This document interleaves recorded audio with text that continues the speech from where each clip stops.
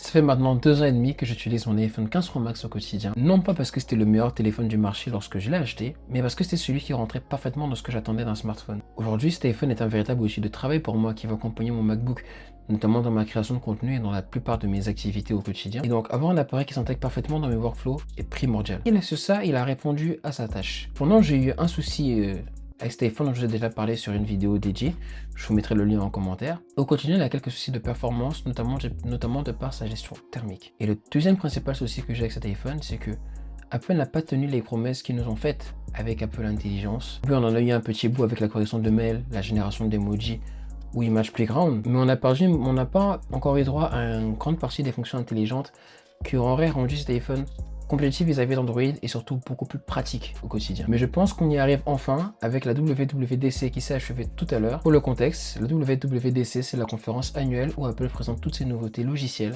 avant de les sortir en bêta pour les développeurs dans un premier temps. Lors de cette keynote, Apple nous a fait savoir qu'ils ont fait un travail monstre sur l'ensemble de leurs OS pour retravailler leur stabilité et leur consistance. Car depuis plusieurs années, on a eu des grosses mises à jour avec plein de nouvelles fonctions. On a eu pas mal de bugs et d'incohérences qui sont accumulés dans les OS et qui justement impactaient les performances de ces derniers. Aujourd'hui, sur iOS 27, Apple annonce des applications qui vont se lancer 30% plus vite, des photos qui apparaissent dans la galerie 70% plus vite ou encore un drop 80% plus rapide. Bien sûr, ce sont les chiffres annoncés par Apple et il reste à voir la vraie vie. Enfin, s'ils s'annoncent véridiques, j'aurais plus que hâte de les essayer sur mon iPhone. En plus de ça, ils ont retravaillé sur les icônes et sur l'interface de façon générale pour qu'elle soit plus cohérente, en ajoutant notamment un slider pour personnaliser le niveau de transparence de Liquid Glass, ce qui je sais est un élément qui a été beaucoup demandé, y compris par moi, car j'aimerais vraiment avoir le visuel qu'ils nous ont promis à la WWDC l'année dernière. Donc ça, j'ai particulièrement hâte de le tester. En plus de ça, il y a deux nouveautés en particulier qui m'intéressent. La première va concerner les AirPods. On va avoir un égaliseur personnalisé dessus, enfin. Je ne sais pas à quel point je vais m'en servir, mais je pense quand même m'amuser un peu avec pour voir ce que je pourrais faire ressortir comme son de mes AirPods. Et en deuxième, c'est le système de classification des tâches du processeur de l'iPhone. D'après Apple, ils ont optimisé ce dernier pour qu'il puisse toujours gérer les tâches les plus importantes au moment où on en a besoin, pour éviter des latences. Et ils ne l'ont pas dit, mais je pense que peut-être que ça pourrait aider dans la gestion des tâches en arrière-plan qui faisait pas mal chauffer mon iPhone. À voir, c'est une théorie, je ne m'y connais pas assez dans le fonctionnement des processeurs pour pouvoir dire que c'est ce qui va se passer. Mais c'est une théorie que j'ai et si elle s'annonce véridique, je n'en serai que plus heureux. C'est le deuxième point le plus important de cette keynote pour moi et qu'on arrive enfin à l'Apple Intelligence promis par Apple il y a maintenant 2 ans. Mais malheureusement, le lancement qui est donc à savoir aujourd'hui, elle n'est pas encore disponible en français ni en Europe sur les iPhones et les iPads, mais sera disponible en anglais sur les MacBooks. Et non, comme on l'avait dit sur ma vidéo d'il y a un mois où je disais qu'Apple n'était peut-être pas si en retard que ça sur l'IA, ils me sont bel et bien appuyés sur les modèles Gemini de Google pour déployer cela, tout en travaillant sur la private cloud compute et en ayant des modèles qui tournent localement sur nos appareils pour qu'on puisse maintenir le maximum de confidentialité.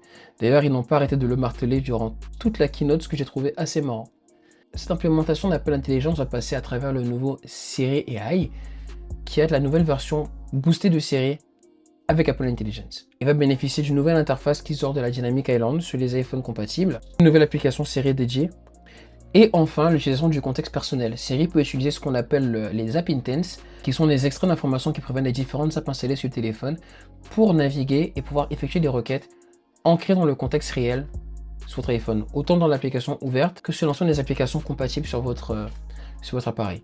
Typiquement, Apple a illustré cela à travers l'application raccourci, dans laquelle on pourra utiliser Siri pour créer des raccourcis, car je sais que c'est une interface qui n'est pas toujours évidente à prendre en main. Donc là, c'est quelque chose à tester. Également de l'application photo avec des nouveaux outils, notamment l'outil pour reframer des photos.